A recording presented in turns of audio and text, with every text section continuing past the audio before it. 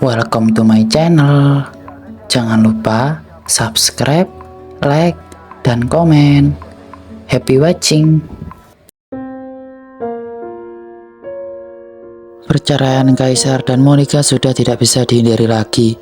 Pengadilan telah memberitahukan kepada Kaisar bahwa perceraian sedang diproses dan secepatnya ia akan menerima surat panggilan untuk menghadiri sidang. Hari ini seperti biasa, Kaisar sedang sibuk di kantornya.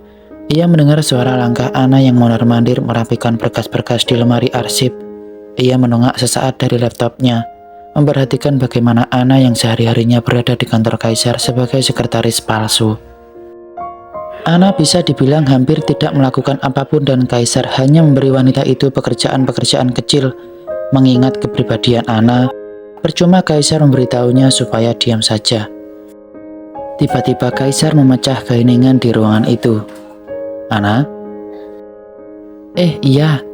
Anna berhenti melangkah dan menoleh kepada Kaisar dengan pandangan bingung. Kenapa? Butuh sesuatu? Kaisar menggeleng. Tidak, saya hanya ingin tahu berapa usia kandungan kamu. Saya perhatikan perut kamu sedikit membesar dari terakhir kali. Tangan kanan Anna spontan menyentuh benjolan di perutnya. Benjolan itu nyaris tidak terlihat apabila tidak diperhatikan dengan seksama mengingat Anna yang kurus. Usianya udah masuk bulan ke-5. Kenapa? Nggak apa-apa, Kaisar menjawab dengan singkat.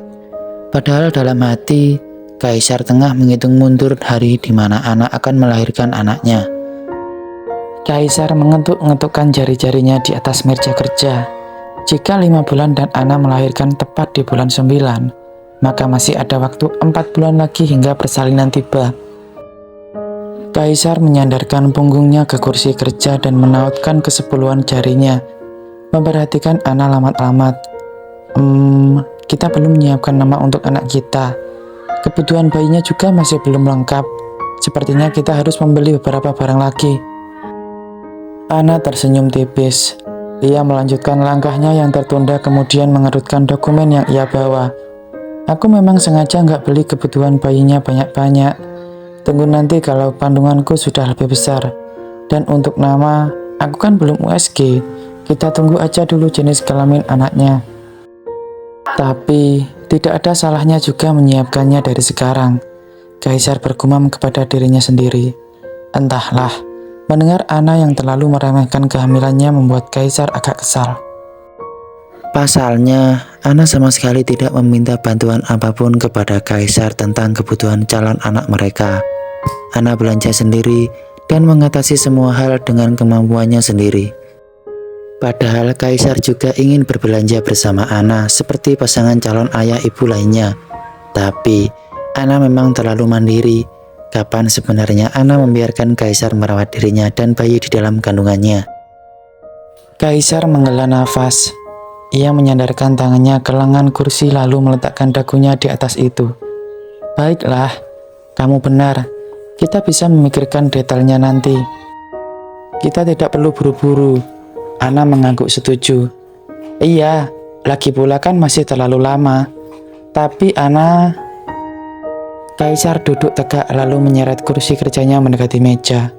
Ia menjodohkan tubuh ke depan, melihat Anna yang fokus pada rak arsip di depannya. Tapi, saya ingin agar kita berdua kompak dalam kehamilan ini. Kamu tahu kan kamu nggak bisa melakukannya sendiri. Untuk itu, saya butuh kamu untuk menyebutkan apa saja yang kamu dan anak kita butuhkan selama kehamilan ini. Anna terdiam sesaat. Ia menatap Kaisar penuh keheranan, seolah pria itu mengatakan hal yang tidak ia mengerti. Maksudnya? Kaisar mematikan laptop dan menutupnya. Gerakan itu membuat Anna kaget karena pria itu menghentikan seluruh pekerjaannya tiba-tiba. Ayo pergi ke toko perlengkapan bayi dan kita belanja. Biarkan saya terlihat dalam memenuhi kebutuhan anak saya. Kaisar berkata tegas, membuat seolah dirinya tidak pernah menerima penolakan. Anna buru-buru menggeleng dan mencegah Kaisar berdiri. Tapi, aku bisa belanja sendiri. Kamu sedang sibuk kan? Hari ini juga ada meeting. Anna, meeting bisa ditunda, sahut Kaisar lalu meraih ponselnya. mengetikkan beberapa pesan kepada sekretaris kliennya untuk menunda meeting selepas jam makan siang. Kita akan meeting di restoran nanti, sekalian jalan setelah dari toko perlengkapan bayi. Bagaimana menurut kamu? Aku nggak masalah, tapi aku jadi nggak enak sama klien kamu. Bau Ana merosot lesu. Wanita itu memejamkan mata sekali lalu mendesah.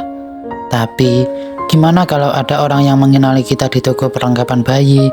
Kan nggak ada yang tahu kalau sekretaris barumu itu istri keduamu. Kaisar menyeringai. Kekhawatiran Ana baginya terdengar lucu. Bagaimana jika saya mengatakan yang sejujurnya saja?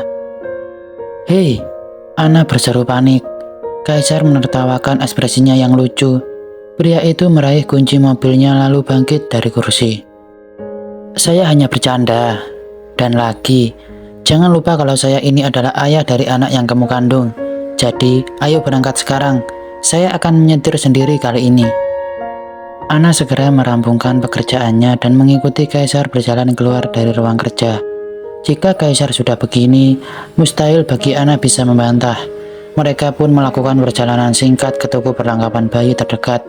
Di sana, berbagai kebutuhan bayi dan ibu hamil tersedia lengkap mulai dari pakaian, alat makan dan mandi hingga mainan bayi. Kaisar dan Ana memasuki toko tersebut seperti pasangan suami istri yang bahagia.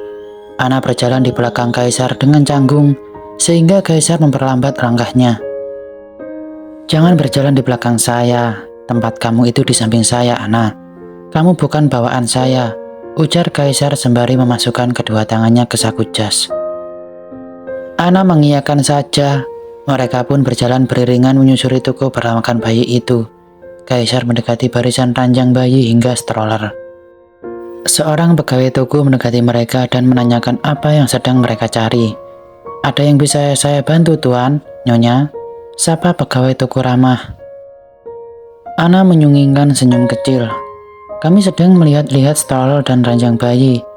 Ah, juga gendongan bayi. Apa ada saran merek mana yang bagus? Pegawai menunjukkan sebuah stroller dengan pegangan ramping. Ukuran jika tidak terlalu besar, lalu ia menunjukkannya kepada Ana dan Kaisar. Untuk stroller ini cocok dibawa kemana saja. Saya merekomendasikan karena ini yang paling banyak dibeli dan saat ini sedang ada diskon.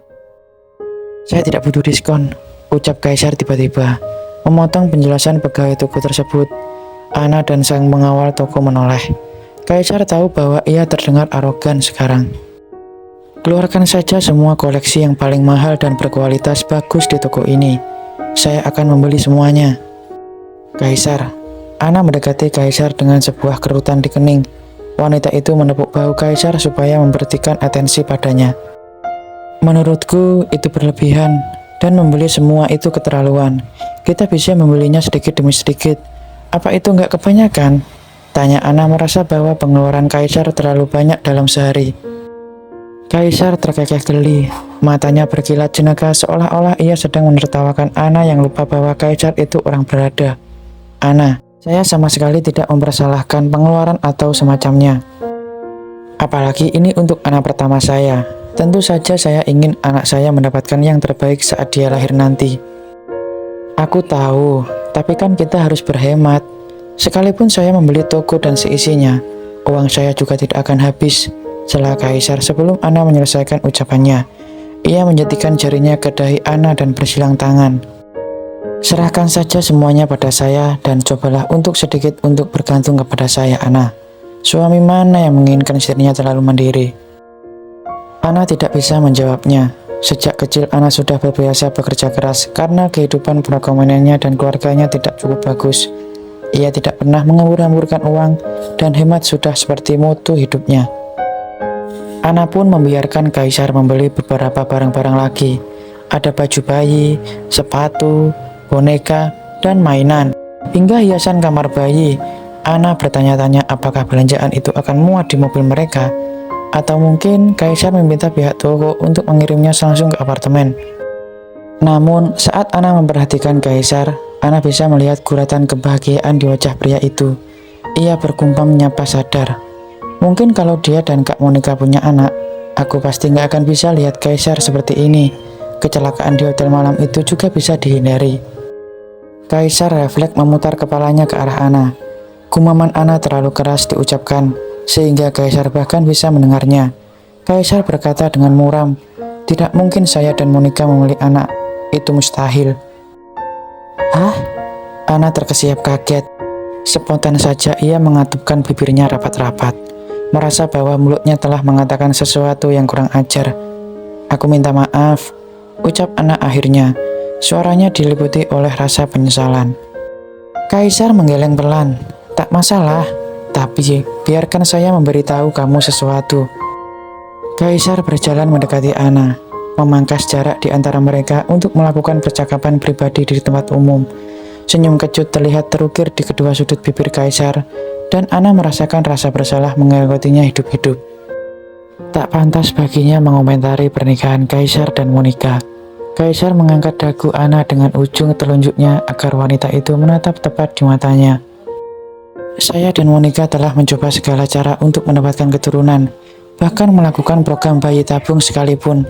Tapi semua yang kami lakukan selalu gagal, dan hal itu membuat saya berpikir, mungkin Monica tidak ditakdirkan menjadi ibu dari anak saya."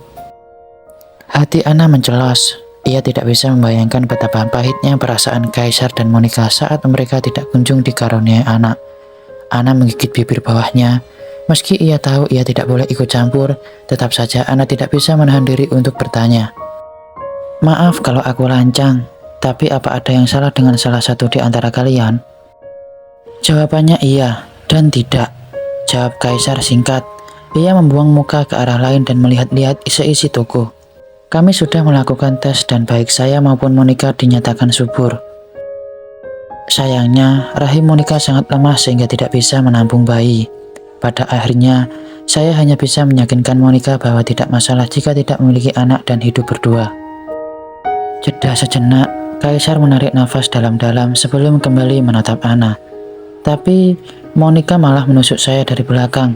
Saya harus bersyukur karena sekarang semua kedok Monica terbongkar, dan saya tidak perlu terlihat lagi dengan urusan wanita itu." Ana menatap Kaisar dengan perasaan sedih. Ia bisa mendengar suara Kaisar sedikit bergetar dan ada nada getir di dalamnya. Monica telah mendapatkan lelaki terbaik yang mungkin hanya bisa ia temui sekali dalam hidupnya. Tapi wanita itu malah menyia-nyiakan cinta yang pernah ada di antara mereka. Melihat Kaisar seperti ini, Ana tidak bisa melakukan apapun selain mengusap pundak Kaisar lembut. Memberinya kekuatan melalui sentuhan itu, Ana berkata dalam hati, "Kok bisa pria setia sesempurna dan dia malah dihianati sampai seperti itu?"